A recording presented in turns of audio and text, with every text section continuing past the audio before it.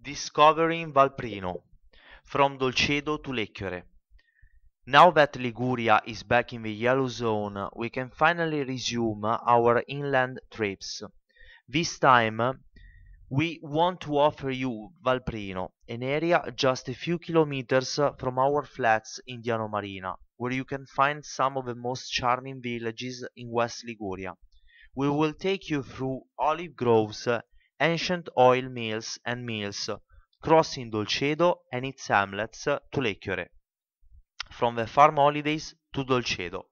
Let's start from the farm holidays and walk along Via Aurelia to Imperia, reaching Piazza Dante in Onelia. We continue as far as Porto Maurizio and at the Gastaldi Gallery, which cuts through Via Aurelia Road internally, ending in Via Cascione. We proceed in the direction of the hamlet of Caramagna Ligure. At this point we take the provincial road near the Salita Bastera, and after about 400 meters we find a crossroads.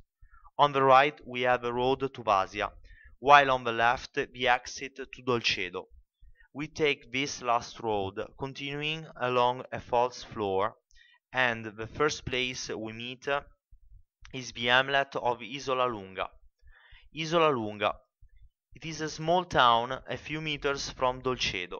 We decide to make a short stop to go around the village's Carugi, where we are surprised by the ancient stone houses, with their tidy courtyards embellished with hedges and flowering plants. We don't miss the opportunity to admire also the two churches, really nice. The church of San Michele and the church of San Sebastiano, the latter with its red-washed facade, where the cenotypes of the ancient frescoes resist. Dolcedo. We leave Isola Lunga and continue our journey towards the most famous village of Valprino, Dolcedo.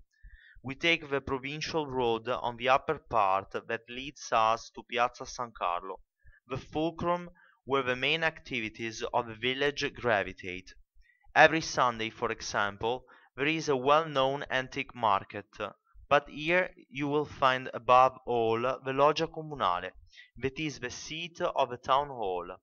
From the plaque on the elegant structure, we can see the construction began in 1650, after Dolcedo obtained permission from the Republic of Genoa to emancipate itself from the control of Porto Maurizio in 1613. This is where the market was held in ancient times, as evidenced by the two marble tanks with the coat of arms of Genoa, which were used to measure oil and wine. Through an arched door you enter the oldest part of Dolcedo. After having walked through some narrow alleys, we arrive in a pretty little square, where the church of San Tommaso stands out imposingly. Although of medieval origin, the building took on its Baroque appearance, with its rich polychrome stucco decorations and black stone columns, following the project of the architect Marvaldi, known above all for having built the Corallini church in Cervo. Continuing our walk through the historic village, we cannot help but be amazed by the medieval architecture, with the house overlooking the Prino stream and the bridges over it, like the one built by the Knights of Malta. From here we can also see the hamlet of Ripalta above Dolcedo, with its also rich in suggestive view. Leaving Dolcedo, we head towards the highest area. The first place we meet is San Paolo, a small nucleus of stone houses with characteristic Carugi and covered vaults. At this point we take our moped and go up along the road that leads from Dolcedo to Lecchiore. At this point we cross the hamlet of Costa Carnara to finally reach the village of Castellazzo, where there is the oldest church in the valley, dedicated to Santa Maria or dell'Annunziata.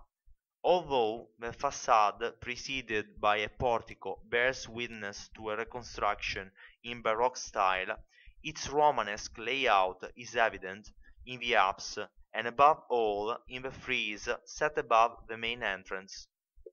Bellissimi and Trincheri. Once past the hamlet of Castellazzo, we continue in the direction of Bellissimi. The village is discovered at every corner of its historical alleys, where we admire not only the church of San Mauro and the civil buildings, but also its attempt to immerse ourselves in a complete artistic reality. On the walls we are greeted by the bright colors of contemporary murals, which blend wonderfully with the medieval context. At this point we find a bifurcation. On one side you reach Trincheri and the chapel of Santa Brigida, on the ridge between the Prino Valley and the San Lorenzo Valley. On the other side you go to the hamlet of Lecchiore, where the road stops to turn into a wood. We decide to continue immediately towards the chapel of Santa Brigida, an ancient religious building of medieval times, with an austere appearance and precisely for this reason fascinating, located at the foot of Mount Faudo. Lecchiore.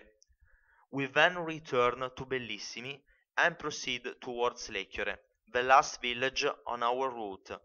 Here we visit the church of Sant'Agostino and its square, also going through the historical Carugi.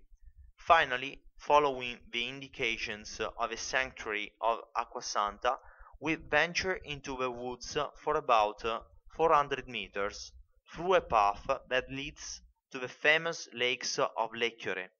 The water here is quite cold, but is not rare in the warmer season to find bathers enjoying the fairy tale atmosphere.